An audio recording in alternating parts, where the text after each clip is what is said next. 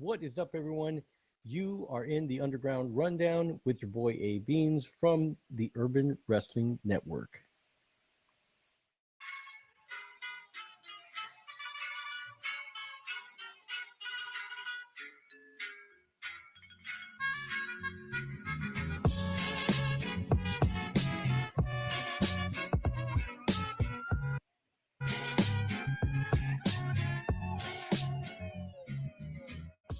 Hey, what's up, everyone? Welcome to another show of the Underground Rundown with your boy, me, A Beans. The small packages couldn't be with us again today. One of them is dealing with back issues. If you have been watching our show, you know that our boy Muffin's a back surgery. Also, Chef, he is throwing out a couple of shows, scheduling conflicts between me and him. Central to the United States. He's East Coast, Alligator 8 o'clock. I don't know. Anyways, we'll get to it one day that we're all on the same show again. So let's get to the you know what, before we get to that, let's real quick do the social medias, because I'm the one that usually gets on everybody about that. All right, so make sure that you follow me, A Beans, at A Beans. It's up at the top. UWN, at A Beans, at UWN on both Twitter and Instagram. You can follow us, the Urban Wrestling Network, at Urban Wrestle NW, and also here on YouTube. Make sure to follow, like, listen, subscribe. Everything is floating below. If not, it's on the top. Also, you can click on the QR code, and I'm not sure which side of the screen it's going to be on, but you can click on the QR code, or you hover your camera over the QR code, and it'll take you to our link tree. It's got all of our socials. It's got all of the videos that we posted. Hopefully, you take some time and follow us and like, listen, subscribe. Hit us up on Twitter. We're always on Twitter. All right, so we're going to get into the Underground, MLW Underground show from March 14th. Today is March 15th, day late. So first thing is, Real One sucks. Yeah, he sucks. You know, he comes out, he talks about himself being the real G, the real whatever. And then he's sitting there at the announce table and he's just like scared of everything. Yeah, I mean, I don't know too many real Gs that are scared of everything, right? He's scared of Mansoor. He was scared of Ricky Shane Page. He was scared of, I think he might have even been scared of Microman. It was weird. He's in a wheelchair, comes down the ramp with an escort.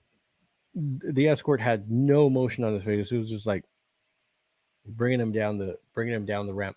I don't know what Real One's supposed injury was, but well, we find out later that it wasn't a real injury, but it didn't make any sense. He was being brought in on a wheelchair. He had a crutch in his hand and no neck brace. Usually when you get hit by a car, you get a little bit of whiplash, you get a neck brace or some sort of arm. He had nothing.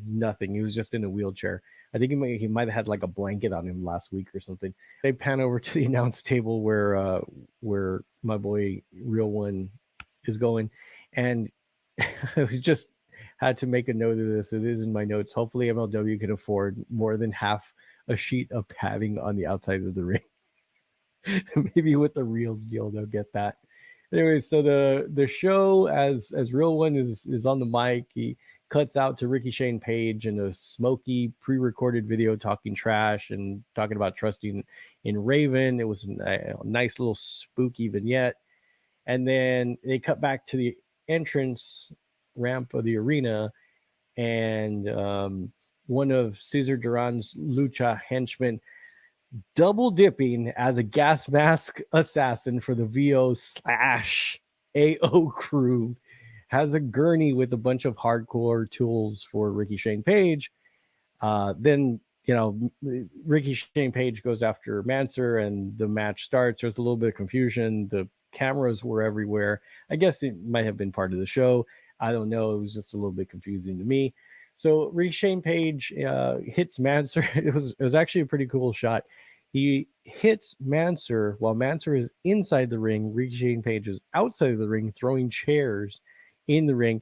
Mansoor doesn't see it coming. It just smacks him on the top of the head. I don't know if that's more to Mansoor being hard head like a helmet, or if it is more to Ricky Shane Page's targeting of Mansoor. Anyways, there's some uncertainty there. Either way, it was a little impressive. So again, the uncertified G joins the announce table, and like I said, the G seemed scared. It was weird. There was a couple of shots of him, and he's just like, not believing what's happening in the ring. I know it's all an act, right? Just like the wheelchair was. So Ricky Shane Page, with a couple more chair shots, and then he exposes a turnbuckle with a knife that one of the Lucha henchmen / gas mask assassins take to Ricky Shane Page. He exposes a turnbuckle. We'll end up seeing it open up a gash a little bit later. So Ricky Shane Page is pretty much handling this match. Mance makes a comeback. He goes outside while Ricky Shane Page is on the floor, and on the floor in the ring. And he goes outside and he throws about a dozen chairs in the ring, and he's just tossing them in there, man, like nothing. And then he actually hits Ricky Shane Page with one from an outside to the inside. That one might have been a little bit more coordinated. He finds a Sandman stick, a Singapore cane, whatever you want to call it. I just remember Sandman being one of the first people that have that. ECW. So anyways, we're going to keep on going. Manser is actually bleeding so bad that when he's in the apron of the ring trying to get back into the ring, he has to wipe the blood off of his face with his shirt. He like stands there on the apron and like brings his shirt up and wipes it. It's pretty interesting. I guess he got cut a little more than he wanted to. So while they're back in the ring, Manser ends up having almost like a swinging neck breaker without the swinging on a chair. He puts Ricky Shane Page up through that chair, and that legit looked like it could have crippled somebody. I don't understand that spot, but hey, there's a reason why Uncertified G is outside with his amazed face. So anyways, RSP makes a comeback. We're going to call him RSP because I do not like saying three names. He stops Manser's suplex attempt, puts Manser through a table. There's a great spot where RSP goes up to the top. Manser follows him. He gets him off of the top rope onto 6 waiting chairs in the middle of the ring, and it legit looked like RSP's tailbone hit the top of one of the chairs, like the backs to one of the chairs, and I'm just surprised the dude could walk after that and wasn't bruised. So as that's happening, everyone's laid out. The Lucha henchmen / gas mask assassins set up a table. All 3 of them apparently had to do that. It couldn't just be one that did it. All 3 of them had to set up the table and like take instructions from each other. I guess the masks were getting in their way. So Manser takes RSP through the table. The real Juan gets up off the wheelchair as Manser's on the apron, hits Manser with the crutch. That crutch exploded. You need to watch that. It was like someone that was in the first row of the entrance area got some shrapnel from that crutch. It flew everywhere. It was pretty funny. So RSP ends up taking the win over Manser. Manser's down. Stuff happened. I unfortunately don't have any weird. I don't have any notes what happens in between there. But I was almost certain that something happened in between the end of the RSP match and the beginning of the next match, which the beginning of the next match is La Estrella announced to be his hometown from Japan. La Estrella from Japan. I don't get it. Anyways, my notes say the fuck because I was like, what? Didn't make sense to me. Anyways, he's facing Lince Dorado.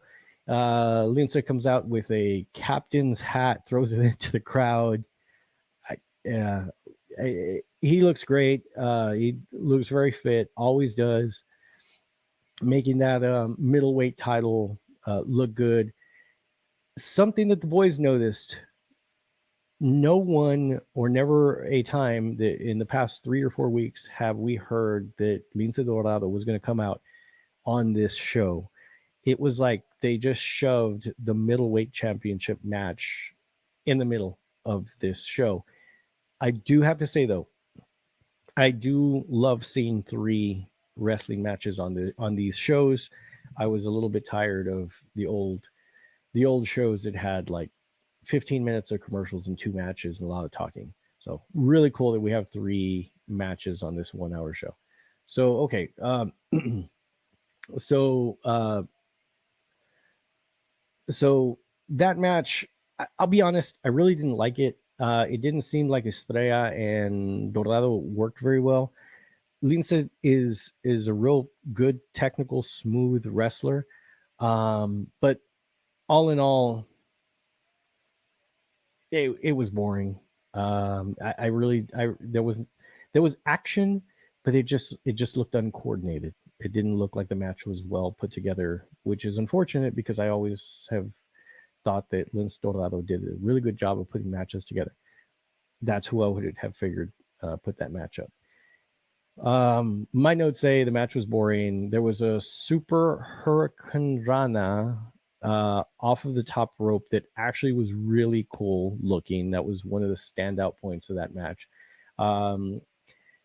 When that happens, Lince covers La Estrella, and Cesar Duran actually saves. I have him listed as Dark Shark Boy / La Estrella.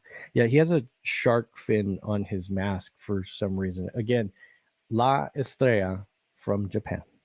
La Estrella from Japan, not Mexico. Okay, all right, keep on going. So during this match, Microman actually comes out from the bottom of the ring, and he comes out to save or help Lince Dorado because Cesar Duran was out there with some of his Aztec slash gas mask assassins, also known as the Lucha Henchmen.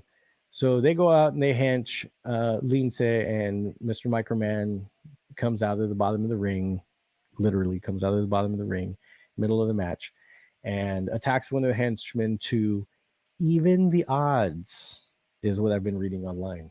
All right. So the match ends with Lince doing a smooth, very, very smooth ass shooting star press off of the top rope. It really looks smooth. It reminded me a little bit of his name is eluding me right now, and the boys aren't here to help me. But he's one of the Teddy Hart. Teddy Hart.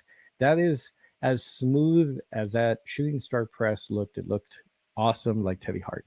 I think we have a show coming out soon where we're talking a little bit about Teddy Hart and how how great he was while he was in MLW as far as a performer. Everything else we could do without. All right, moving on. So one thing I will note that happened at the beginning of the match, that Cesar Duran actually brought out La Estrella from Japan, and he talks about Azteca Underground being the promoter, who's the best promoter for Azteca Underground. And I was like, man, we haven't heard about this in like 3 to 4 months. And all of a sudden he comes back out and he's like, I am the best promoter for Azteca Underground. And I was like, I haven't really heard anything about it. Haven't seen a Twitter account out there for it, but hey, whatever. I think we reached out to Mr. Duran and asked him, hey man, can you come on our show and talk about what you're going to be doing with the Lucha Underground or Azteca Underground? And, we'll see what happens there, right? So after that, cuts to CEO Court Bauer bringing in the big guns, Fatu and Hammerstone, for the signing of their fight next week. By the way, I'm not sure why, but we all thought that the show that this week was going to include the heavyweight fight, the super fight with Fatu and Hammerstone. It was odd to come on and end up seeing the SST versus Hustle and Flow match as the main event. We got past that because I guess it was our fault for thinking that we saw something we didn't. Call us out, please, if we did see it or we didn't see it or we're just idiots. Doesn't matter. All right, so this signing was cool. It had an MMA feel to it. I sort of think that Court was nervous being on camera, and I, as a point to myself, for myself, this is my opinion show. I can do whatever I want. I will say that they really messed up not having Striker out there being the mediator here and really bringing in Fatu and bringing in Hammerstone. It would have given it a more of an MMA feel, and Court could have just stood there and said, "You're going to sign the contract, Fatu, and you're going to sign the contract now, Hammerstone, and you guys have a great match." But instead, they tried to put him on camera with, I don't know why Rick Ansley was back there with his pin tie. It was a little bit goofy, but it did have an MMA feel to it. My opinion, I think Matt Striker should have been out there talking. It would have been great. I know last show we really talked about Matt Striker and Joe Dombrowski's commentating skills, and I really have to say that them two working together is awesome.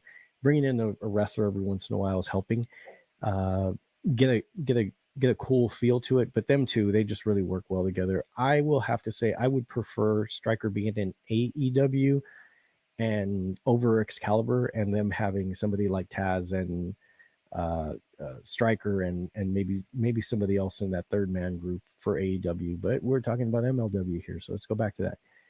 So at the end of the signing, you see a shot of Caesar in the background, in the back area, and he's walking past a couple of elevators, and his henchmen / I'm going to do that one more time.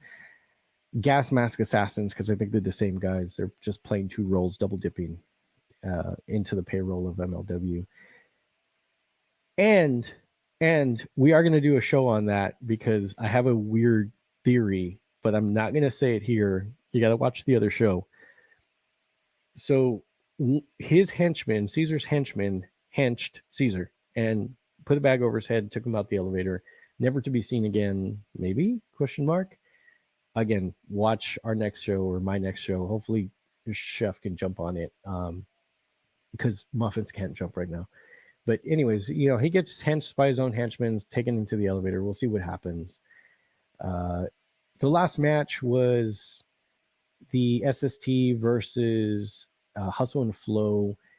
I have to say that Lance, and I'm gonna butcher his last name, Onawahe, really came into his own this match. He looked great. He looked like he was getting fit for this match. He looked technically sound. He was taking on both Tankman and Induka at times, and Juicy sort of just came in and did some work in the middle, but they really, really let Lance shine. I loved seeing this match. It really was a main event match. SST goes over and wins and new tag team champions for MLW, the SST. They looked great. They brought in the family. They ended up bringing in Samu. That was a great touch at the end, having the whole family stand there at the hard cam and that, look into the hard cam and celebrate together. It was awesome. The matches, I think it is the culmination of EJ and Duka's, time here at MLW. I don't think we'll see him anymore. Unfortunately, I think he's gone off to AEW. If there has not been an announcement about that, it's not a spoiler. It's on his Twitter that he was on Dark. So I'm guessing that's where he went. Either way, focus on the SST. It looks great. Juicy and Lance have a good thing going. I'd love to see them. I'd love to see Lance advance and Court really show the SST, especially Lance.